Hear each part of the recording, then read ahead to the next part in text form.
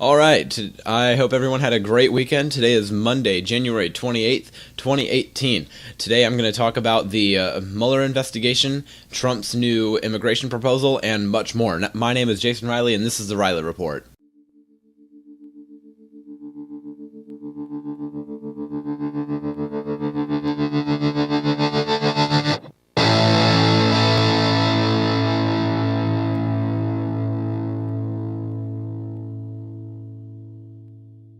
Okay, I'm going to jump right into our first bit of news. So, with the Mueller investigation, recently the thing everybody is talking about is that New York Times reported that in June of 2017, Trump tried to fire Robert Mueller. Is this a good or bad move for Trump to do? I think in the public eye, that would be a very bad move, but I mean, it's not like anybody can stop him from doing it. He has the power to do it, so he can do it. So the big question really is there obstruction of justice? If he did, would that be? And is Mueller going to get Trump? I did that with air quotes. Is Mueller going to get Trump? So first, let's talk about the obstruction of justice. Well, first, real quick, I want to say that if I don't think Mueller is going to find anything, I don't think that special counsel is going to find anything. I truly do believe that Trump is innocent just because of the way he's looked upon this and acted upon this, and I don't really think there's much evidence of anything. But anyway, we're going to move on to the obstruction of justice. Is there obstruction of justice? So there are different types of obstruction of justice.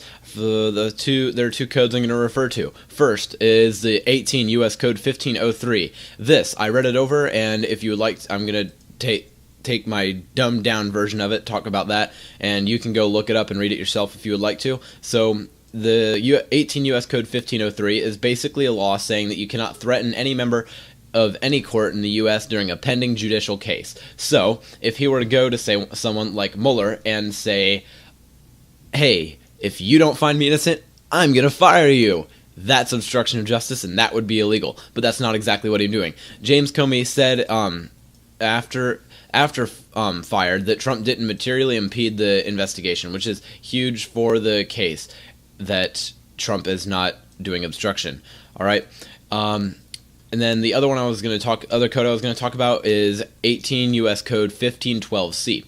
This is preventing the communications between, quote, any person to a law enforcement officer or judge of the United States of information relating to the commission or possible commission of a federal offense or a violation of conditions of probation, parole, or release of pending judicial proceedings.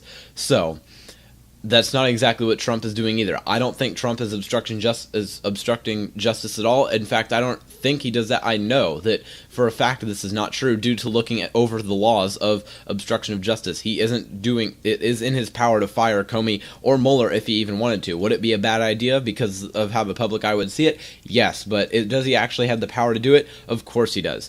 So it would be so when finding the Trump to have done these obstructions of justice, I think it would be difficult to prove that these things against Trump in the court of law. So obviously in the public opinion, people think that he is guilty, and well, a lot of people do. A lot of people like me who actually look at the laws and look at what he's done and think about it don't think he did, but a lot of people who aren't as intelligent think he is. And like I said just a minute ago, if something that he would have gotten in trouble for obstruction is tell Mueller that you will find me innocent or I will fire you. That's definitely an obvious obstruction of justice, and he could have gotten in trouble to that, but he's not doing that.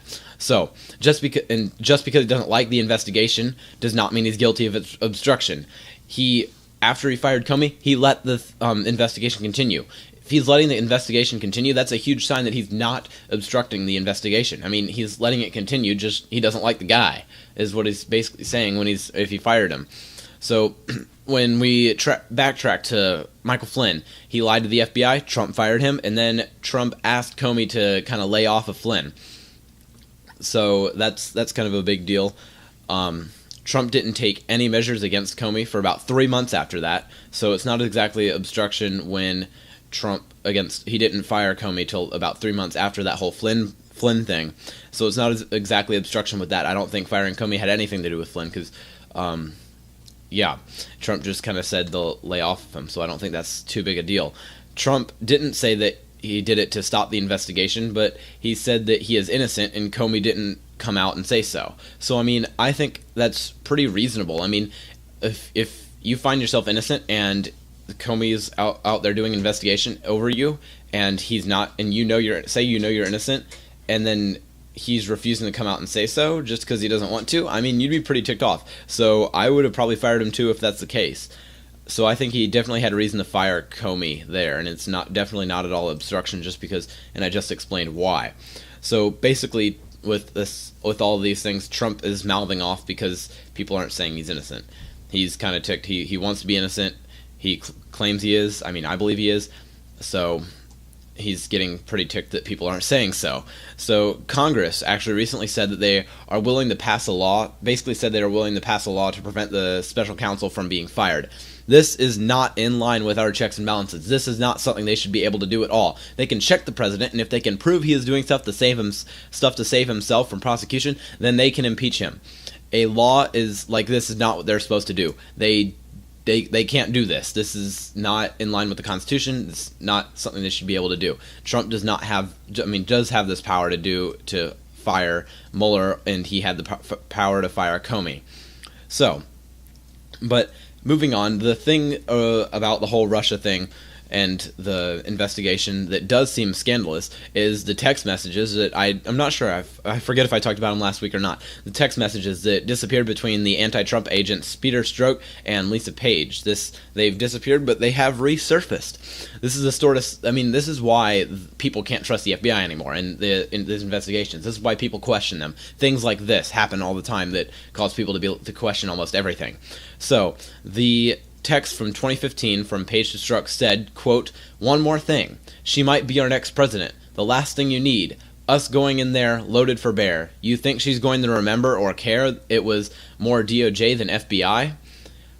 Wow. This is absolute corruption, I think. This is just wow. This is definitely showing that the FBI is willing to let Clinton stuff slide just because they thought that she was going to be the president, so they didn't want to really get ticked off. They didn't want her ticked off at the FBI, so they wanted to be on the good side of her. And Strzok replied agreeing. So this like I just said, it really does imply that they wanted to go on easy on Clinton, so she wasn't mad at the FBI for questioning her like they should have. So basically, the biggest thing about all of this is that we need to stop jumping to conclusions on stories. That is awful. The public is doing in the media.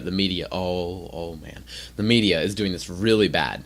Just every story that comes out, both sides of the story. I mean, if the smallest thing comes out that has the slightest thing to do with Trump, CNN, for example, is just going to jump all the way out there. And then I haven't been able to watch much news lately, but I'm sure Fox is absolutely all over these text messages and spending several hours all over these texts.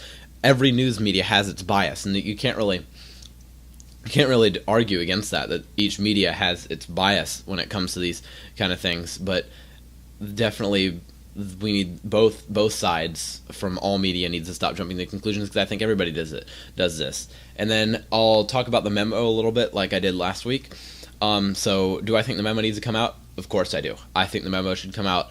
I heard a rumor, I think, that the memo there's supposed to be a vote whether the memo will get declassified or not. So I'm really curious. It could be either way. It could be something completely pointless, or it could actually be news, like I said last week.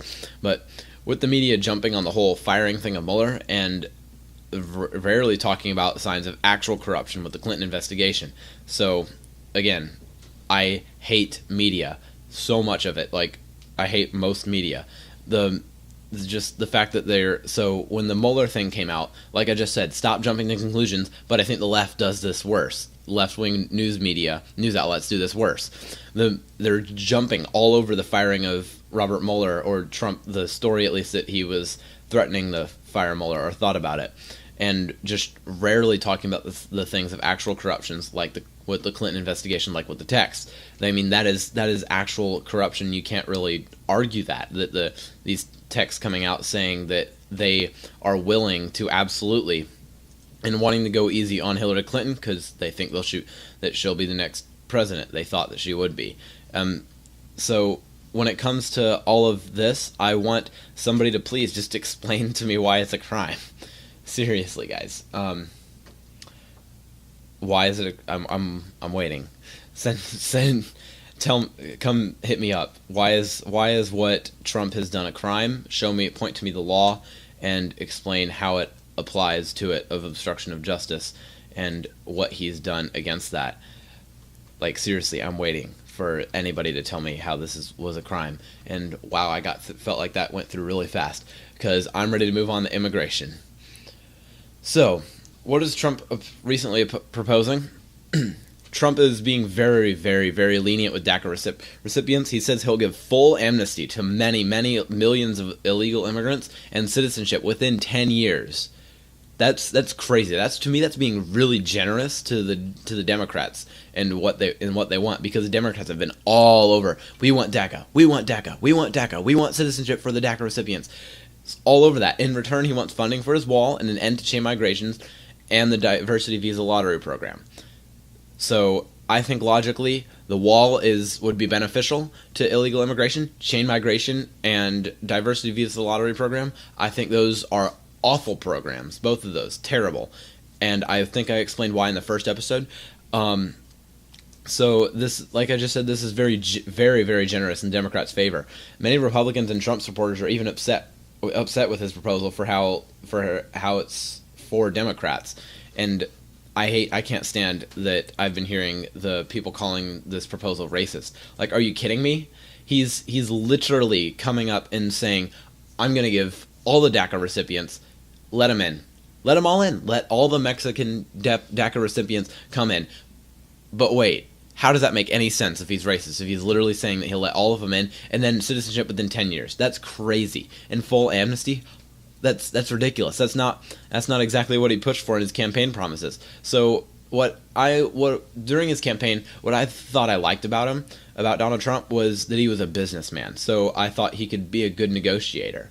So I'm thinking when he's making these deals, like, what is he doing here? I thought he was a great negotiator into getting what he wants. So what's the deal here? He's a businessman. He should be good at this. It seems like he's failing and caving into him. But is he actually negotiating here? Is negotiation something he's trying to do? Possibly not. Trump and his team are fully aware that the Democrats are not willing to reach a deal, and he may just be trying to prove that no matter what Trump says, the Democrats will still call him a racist and not comply. I think that it's a possibility. I'm not saying this is what they're doing, because I can't read his mind, so I think this is very plausible read from what they're doing, that what him and his team are trying to do is constantly get more generous with their deal, so that it can just goes to show that the Democrats are not willing to do anything Trump says and still call him a racist, even though he's willing to come out and give full amnesty for all the DACA recipients. That's crazy that you're still going to call him racist for that. And so Democrats hate the idea of a border wall so much that Trump is willing to let in these illegal immigrants, more of them than Obama did with DACA. Like, he's being more liberal than Obama was, and that's ridiculous. And I don't like that, honestly. But with DACA, and Democrats still turned it down. This isn't exactly a bad strategy, but it is at the same time. In negotiation terms, it's a bad deal. It's awful. But in terms of when you think about the strategy behind it, if this is what they're trying to do, like I said, I'm not going to go for certain and say this is what they're trying to do. I mean, it's not that bad of a deal, because, not that bad of a strat. But like I just said, that you're showing that the Democrats will do anything to not get that border wall up. And like I just said, literally, Trump is willing to let in. Trump just said in his most recent proposal, that he is gonna let more illegal immigrants in than Obama did. Like, I thought it was super hard to get more liberal than Obama, but wow. So that's what he's proposing, and you guys can think about what you think of it, and that's what I think of it. I think it's ridiculous, like, that of the Democrats to do that kind of stuff and say and be like, no deal, even though that's exactly what they want. And I think it's also partially just exposing the Democrats and showing the people that, like, maybe amnesty for DACA recipients isn't really what they want. Maybe, just maybe, because they're being so stubborn about this, that Trump is giving so much and they're not doing anything about it. So I want to move on now and talk more about a variety of things. So first, I'm going to talk about the story I saw. So I am yet to talk about transgenderism on the show, but now here it is. So I saw a story on the Daily Wire. The headline was, pedophile charged with abusing 3 girls, says he's a 9-year-old trapped in a man's body. Ooh, that's pretty ridiculous, right? Everybody thinks that, right? But so if men can come out and say their mind is the mind of a woman in a man's body, and the same vice versa, why can't a grown man say that he has the mind of a 9-year-old trapped in an adult's body? These are the exact same situation. Biologically, you are either a male or a female, and you're pretty much stuck that way for the rest of your life. You either have the X chromosome or you have the Y. It's all about the chromosomes, and you're male or female for the rest of your life. Okay? You can't just up and change. You can't just say, you know what, today I feel like being a woman, so I'm going to be a woman. That's just ridiculous to me. I think that's really dumb, and I think it's a mental disorder that we're taking wrong, that we're looking at wrong when it comes to this. So if there's somebody with like schizophrenia or something, and they come outside and say the sky looks yellow, I think that the whole transgender movement is just like saying to that person that the sky actually is yellow, and then convincing everybody else they have to agree with them that the sky is yellow.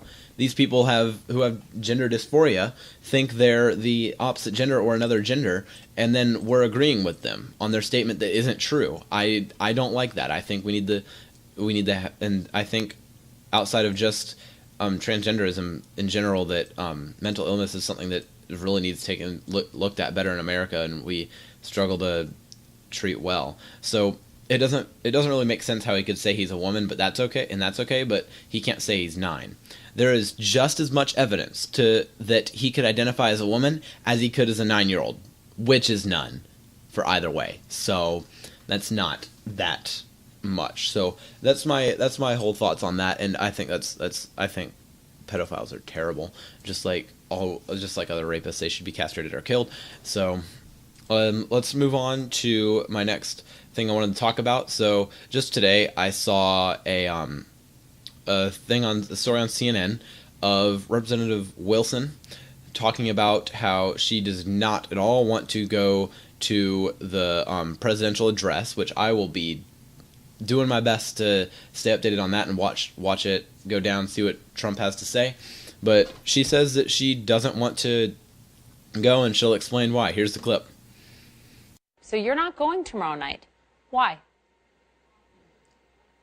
Well, I'm not going because to go would be to honor the president. Mm-hmm. And I don't think he deserves to be honored at this time. After being so hateful towards Black people, and then Black countries, Haiti, and the whole continent of Africa, it hurts. It hurts. And he has brought the White House to the lowest. And I don't think he needs to be honored with my presence. So, Congresswoman, what about those who argue, okay, that's your perspective, but he is the president of the United States of America. This is a speech, we're told by the White House, will be a unifying speech. We'll see what we get. But that you are placing politics over unifying this country, that perhaps even in your disagreement with the president on so many levels, show respect for the office by being there. What do you say to those critics? Well, it hurts. It hurts me. My father was a civil rights icon, and I cannot find it in my heart to sit through this. Africa is my ancestral home, and I feel a real closeness to Haiti, where thousands of my constituents emanated from. So I would rather skip this than listen to the rhetoric coming from a White House that has done away with decency. And I will be watching the State of the Union, with my local constituents, with my local Muslims and Dreamers and local Mexicans and local Haitians and victims of sexual abuse and local Gold Star families and local Africans who are Nigerians and South Africans. So we will be watching the State of the Union, but I will not enter the chamber. All right. So on that she was from Florida, and she's a Democrat from Florida, and I think what she said is pretty ridiculous. And honestly, this came from CNN. The host, I'm not sure who she is. I don't know that many people, honestly. I just know a few. But she did. I thought she brought up a really good question. I'm really proud of that coming out of CNN. When she brought up the counter argument to her, what do you say to those people who say that it's the office that matters and that's the office that you're going to and it's supposed to be a unifying speech? And then I love how when she was asked that, she completely did not answer the question at all. Immediately, she started talking about her father. Like, where did that come from? Answer the question, please, because that was a good question that came out of a mouth of a host on the CNN. We can't take this for granted. This doesn't happen often. So we need to figure out. We need to answer questions here, guys. Come on. So anyway, I believe also originally she was talking about the so I already broke down the whole talk about what Trump said and what I think of it. So I recommend listening to that to hear, so because I'm not going to go into too much depth. So she is very ignorant, I think. She doesn't want to go listen to Trump and talk about this, and like I heard it's supposed to be a unifying speech. I don't understand why she wouldn't give it a chance and be like, okay, because isn't that what we're all supposed to be working for here? Unification? Aren't we supposed to all unify ourselves and try? That's obviously not at all what she is going for here. Sorry. She doesn't want to. It shows that she doesn't exactly want unification. I guess I can kind of try to understand where she's coming from, but I mean, seriously, gang, what are you doing? Go. And Trump doesn't deserve to be honored. You're not going there to honor Trump. It's not like this is a Trump praise session. You're not going there to bow down to Trump. You don't have to agree with him to go listen to him. I listen to so many people I don't agree with, like you. So go. And it's not like like I just said, it's not like you're praising him there. You're listening to him and trying to unify America as a whole. And I think it's good for everybody to go. And I think it's very ignorant and rude to the office and the country to not go and try to listen, to try to work towards unifying our country, because I think that's really important. But so like what was also brought up, that this is about I just lost my train of thought. About unifying us, and it's not about respect for Trump. This is where I was going. You can disrespect him all you want, but it's respect for the White House and the office. And even if in the office and the place that he's in, and even if you think that that's trashed, still, you need to have respect for what you think should be better, and go so at least you can try to make it better in your eyes. I mean, but I think she's off the rails on that statement right there. So, lastly, I would like to quickly talk about that, back with the tax cuts thing real quick. More companies like Starbucks have recently came out announcing their big wage increases and bonuses due to the tax cuts. So basically, the economy is okay. Nobody's dying because of these tax cuts. Thank you, Democrats and mainstream media, for making everybody think it's awful and everybody would die. Thank you very much. It's not. I mean, that's not what's happening. Things are going better, just like I thought they would, and just like a lot of Republicans thought they would. It's turning out well, and a lot of people just don't want to admit it because they were talking so much crap about them before. But the economy is doing great thanks to these tax cuts and doing so much better.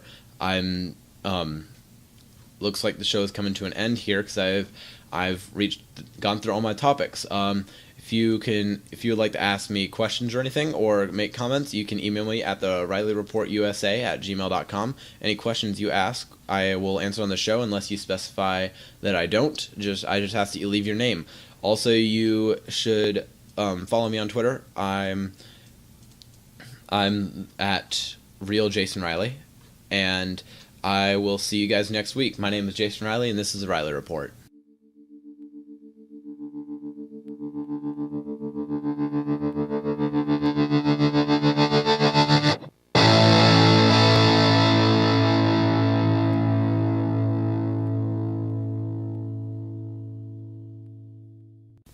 All right. I hope everyone had a great weekend. Today is Monday, January 28th.